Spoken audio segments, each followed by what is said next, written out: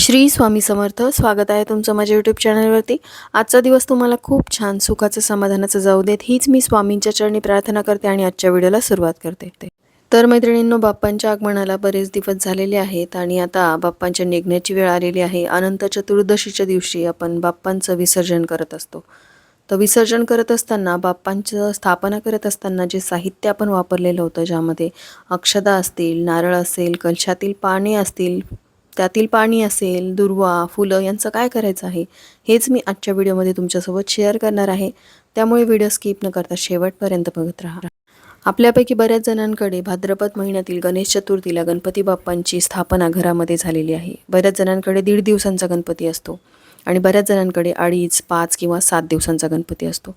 पण ज्यांच्या घरामध्ये 10 दिवसांचा गणपती असतो, ते अनंत चतुर्दशीच्या दिवशी गणपती बाप्पांचं विसर्जन करतात.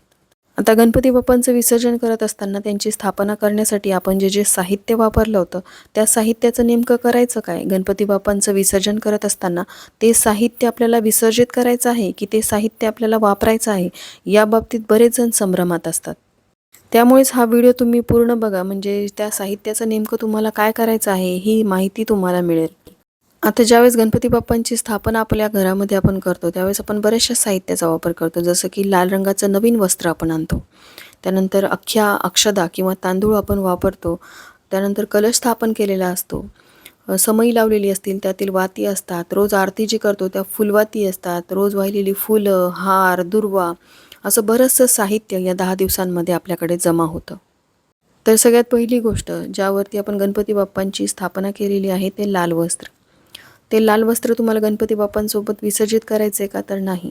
त्यावरती आपण बाप्पांची स्थापना केली होती, तो बाप्पांचा आशीर्वाद म्हणून ते वस्त्र तुम्ही वापरू शकता. इतर पूजाविधीसाठी सुद्धा तुम्ही ह्या वस्त्राचा वापर करू शकता. त्यानंतर लाल रंगाच्या वस्त्रावरती आपण अक्षदा किंवा तांदळाने स्वस्तिक काढलेलं असतं. त्या अक्षदांचं आपल्याला काय करायचं आहे, तर त्या अक्षदा स्वच्छ धुवून घ्यायच्या आणि त्याची खीर तुम्ही बनवू शकता, पण ते पाण्यामध्ये प्रवाहित करू नका. त्यावरती आपण बाप्पांची स्थापना केलेली आहे, त्यामुळे त्याचा एक छानसा गोड पदार्थ बनवून तुम्ही खाल्ला तर बाप्पांचे कृपाशीर्वाद तुम्हाला मिळतील. त्याचबरोबर आपण कलश स्थापन केलेला असतो. आता त्या कलशातील नारळाचं तुम्हाला काय करायचं, ते देखील बाप्पांसोबत विसर्जित करायचं आहे का? तर नाही. कलश स्थापन करत असताना त्याखाली सुद्धा आपण अख्खे तांदूळ ठेवलेले असतात. जसं मी तुम्हाला सांगितलं, एखादा गोड पदार्थ बनवून तुम्ही खायचा आहे. त्यानंतर त्या कलशामध्ये असलेलं पाणी तुम्हाला संपूर्ण घरामध्ये शिंपडायचं आहे. आणि त्या कलशामध्ये आपण एक सुपारी आणि नाणं टाकलेलं असतं, फुलं टाकलेली असतात. ते फूल आणि ती सुपारी मात्र तुम्ही गणपती बाप्पांसोबत विसर्जित करू शकता किंवा तुम्ही निर्माल्यामध्ये टाकू शकता. आणि त्यानंतर ती पानं, फुलं जे काही आहे ते सगळं तुम्हाला एका ठिकाणी जमा करायचं आहे.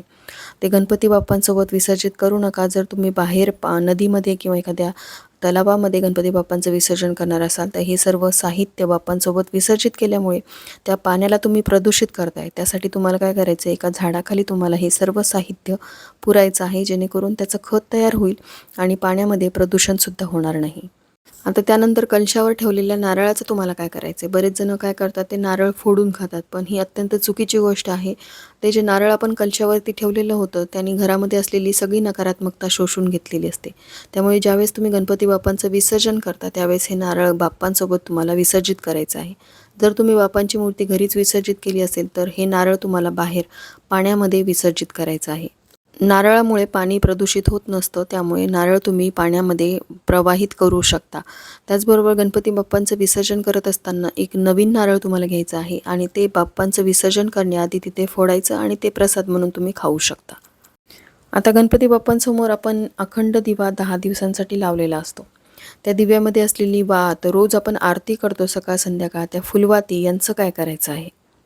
जसं मी तुम्हाला सांगितलं की बाप्पांना वाहिलेल्या दुर्वा, फुलं, हार जे काही साहित्य असेल ते तुम्हाला एखाद्या झाडाखाली पुरायचं आहे. अगदी त्याच प्रकारे तुम्ही रोज ज्या फुलवाती वापरलेल्या आहेत बाप्पांची आरती करण्यासाठी, त्या देखील तिथेच पुरू शकता. कारण आपण ज्यावेळेस दिवा प्रज्वलित करतो ते मांगल्याचं प्रतीक असतं, त्यामुळे त्याचं पावित्र्य आपल्याला राखायचं आहे आणि त्याला निर्माल्यामध्ये किंवा कचऱ्यामध्ये टाकून न देता ते आशीर्वादास्वरूप आपल्याला एखाद्या झाडाखाली पुरायचे आहेत, ज्यामुळे गणपती बाप्पांची कृपा आपल्या घरावरती राहील. आता बाप्पांचं विसर्जन करण्याआधी बाप्पांसाठी तुम्ही एखादं वस्त्र घेतलं असेल, तर ते वस्त्र तुम्हाला बाप्पांसोबत विसर्जित करायचं आहे का तर नाही, ते वस्त्र तुम्हाला काढून घ्यायचं आहे. बाप्पांचे अलंकार तुम्हाला काढून घ्यायचे आहेत. त्यानंतर बाप्पांची तुम्हाला आरती करून मगच बाप्पांचं विसर्जन करायचं आहे. ते अलंकार तुम्ही बाप्पांचे आशीर्वाद म्हणून तुम्ही घरातच ठेवायचे आहेत. जसं मी तुम्हाला सांगितलं, या सर्व साहित्यांमुळे पाण्यातलं प्रदूषण वाढू शकतं. तसंही प्रत्येकजण गणपती बाप्पांचं विसर्जन पाण्यामध्ये, नदीमध्ये करत असतं आणि प्रत्येक मूर्ती ही शाडू मातीपासून बनलेली असेलच असं नाही. त्यामुळे या गोष्टींची काळजी आपल्याला घ्यायची आहे. आणि बाप्पांच्या मूर्तीचं जर तुम्ही घरीच विसर्जन करणार असाल, तर बाप्पांची मूर्ती पूर्णतः पाण्यामध्ये विरघळल्यानंतर मग त्या पाण्याचं तुम्हाला काय करायचं आहे, तर ते संपूर्ण पाणी तुमच्या घरामध्ये एखादी छोटीशी बाग असेल, कुंड्या असतील, तर त्या कुंड्यांमध्ये थोडं थोडं पाणी तुम्हाला टाकायचं आहे. यामुळे बाप्पांचे कृपाशीर्वाद तुमच्या घरावर राहतील आणि बाप्पा हे मातीच्या स्वरूपामध्ये का होईना तुमच्या घरामध्ये कायम वास्तव्य करतील. तर अशा प्रकारे तुम्हाला बाप्पांच्या मूर्तीचं विसर्जन करायचं आहे आणि त्या साहित्याचं काय करायचं आहे ही संपूर्ण माहिती मी तुमच्यासोबत शेअर केली. अजून तुमच्या काही शंका असतील तर तुम्ही मला कमेंट करून विचारू शकता. आजचा हा व्हिडिओ मी इथंच एंड करते. व्हिडिओ थोडा जरी आवडला असेल, हेल्पफुल वाटला असेल तर जास्तीत जास्त लोकांपर्यंत हा व्हिडिओ शेअर करा. व्हिडिओला लाईक करा आणि चॅनलला सबस्क्राईब करायला विसरू नका. भेटूया तशाच एका नवीन व्हिडिओसोबत. तोपर्यंत सर्वांना श्री स्वामी समर्थ.